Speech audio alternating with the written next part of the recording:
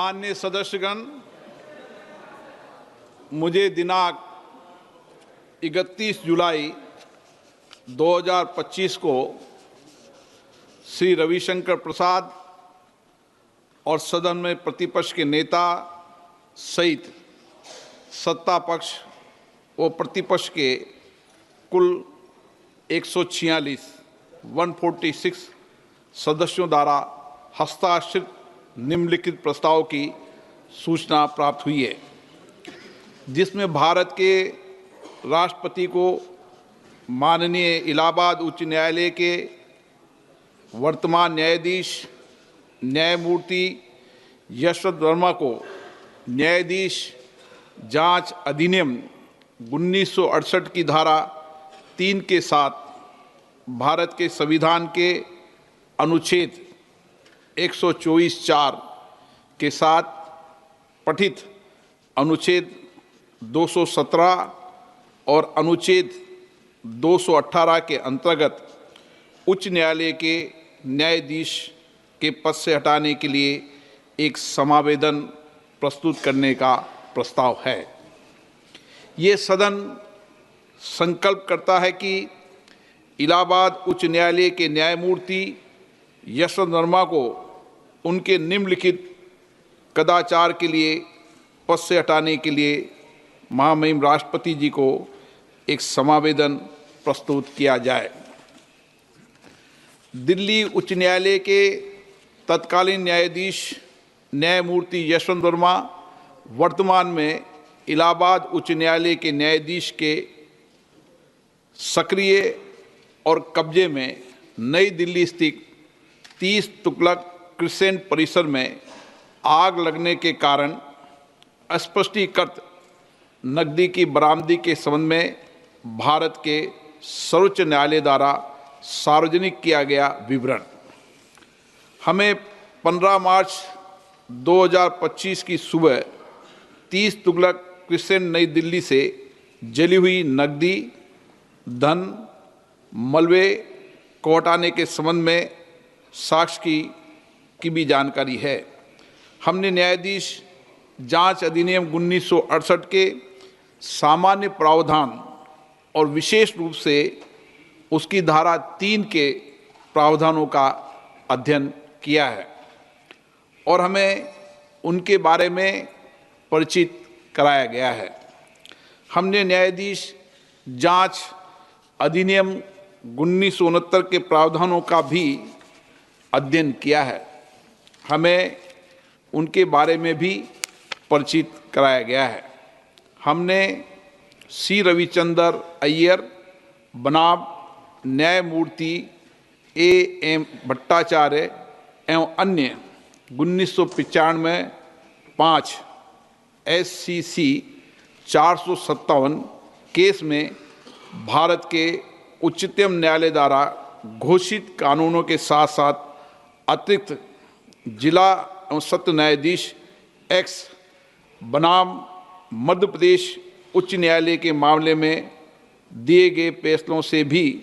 खुद को परिचित कर लिया है। 2015 4 SCC 91 और ये कि अतिरिक्त जिला एवं सत्र न्यायाधीश X सुप्रभा के मामले में उक्त निर्णय को सामान्यता और विशेष रूप से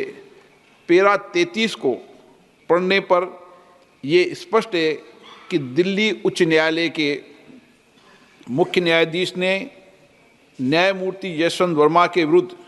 शिकायत को गंभीर प्रकृति का पाया और उक्त निर्णय के पैरा 33 के तहत परिकल्पित इन हाउस प्रक्रिया का पालन किया। यह भी स्पष्ट है कि भारत के तत्कालीन मुख्य न्यायाधीश ने इस गंभीर एवं चौंकाने वाले घटना और तथ्यों पर विचार करने के बाद और न्यायमूर्ति यशवंत वर्मा की प्रतिक्रिया तथा दिल्ली उच्च न्यायालय के मुख्य न्यायाधीश की टिप्पणियों को ध्यान में रखते हुए ये राय बनाई कि इस विषय पर गहन जांच आवश्यक है। इसलिए भारत के तत्कालीन मुख्य न्यायाधीश ने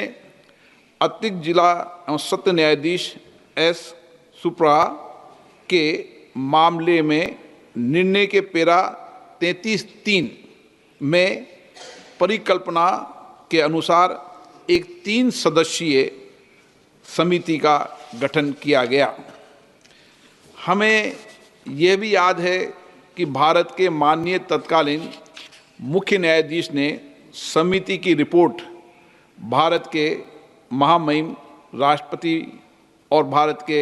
माननीय प्रधानमंत्री को भेजी है। ये स्पष्ट है कि भारत के माननीय तत्कालीन मुख्य न्यायाधीश ने अतिरिक्त जिला एवं सत्र न्यायाधीश एस सुप्रा के मामले में फैसले के पेरा 33(7) के प्रावधानों के अनुसार कार्य किया है, जो स्पष्ट रूप से भारत के तत्कालीन मुख्य न्यायाधीश की राय को दर्शाता है कि पेरा 33(3) के तहत गठित समिति की रिपोर्ट में पाए गए आरोप इस प्रकृति के हैं कि उक्त न्यायाधीश को हटाने की कार्रवाई शुरू करने की आवश्यकता है। उपयुक्त तथ्यों के अवलोकन और सार्वजनिक रूप से उपलब्ध तथ्यों, न्यायमूर्ति यशवंत वर्मा के कब्जे वाले और उनके नियंत्रण में स्थित आधिकारिक परिसर से जली हुई नकदी की बरामदी और उसे हटाने से संबंधित परिस्थितियों की स्वतंत्र रूप से जांच करने के बाद हम स्वतंत्र रूप से ये भी पाते हैं कि भारत के संविधान के अनुच्छेद 124 के साथ पठित अनुच्छेद 217 और अनुच्छेद 218 के तहत हटाने की प्रक्रिया न्यायाधीश अधिनियम 1968 और उसके तहत बनाए गए नियमों के अनुसार शुरू की जानी चाहिए। वेदांत चरित्र और वित्तीय बौद्धिक ईमानदारी न्यायपालिका में एक आम आदमी द्वारा रखे गए विश्वास की नींव है, और यह भी कि वर्तमान मामले से जुड़े तथ्य जो कि भ्रष्टाचार की ओर इशारा करते हैं, वो भारत के संविधान के अनुच्छेद 124 के साथ अनुच्छेद 217 और अनुच्छेद 218 के तहत कार्रवाई और प्रक्रिया के योग्य हैं, और संसद को इस विषय पर एक स्वर में बोलना चाहिए और देश के प्रत्येक नागरिक को सार्वजनिक जीवन में भ्रष्टाचार के प्रति जीरो टॉलरेंस के अपने संकल्प के बारे में एक स्पष्ट संदेश भेजना चाहिए। अतः हम भारतीय संविधान के अनुच्छेद 124 के साथ पठित अनुच्छेद 217 और अनुच्छेद 218 के अंतर्गत इलाहाबाद उच्च न्यायालय के न्यायाधीश न्यायमूर्ति यशवंत वर्मा को पद से हटाने के लिए ये प्रस्ताव प्रस्तुत करते हैं। कृपया इस प्रस्ताव पर आगे की कार्रवाई की जाए। इस प्रस्ताव को नियमानुसार उचित पाते हुए मैंने इसकी स्वीकृति प्रदान की है। न्यायाधीश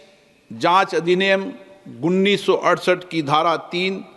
की उपधारा 2 के अनुसार मैंने न्यायमूर्ति यशवंत वर्मा को पद से हटाने के अनुरोध के आधारों की जांच करने के उद्देश्य से निम्नलिखित 3 सदस्यों वाली एक समिति गठित किए। माननीय न्यायमूर्ति श्री अरविंद कुमार, न्यायाधीश उच्चतम न्यायालय, माननीय न्यायमूर्ति श्री मनिंदर मोहन श्रीवास्तव, मुख्य न्यायाधीश मद्रास उच्च न्यायालय, श्री बी आचार्य, वरिष्ठ अधिवक्ता, कर्नाटक उच्च न्यायालय। समिति यथाशीघ्र अपनी रिपोर्ट प्रस्तुत करेगी। जांच समिति की रिपोर्ट प्राप्त होने तक ये प्रस्ताव लंबित रहेगा।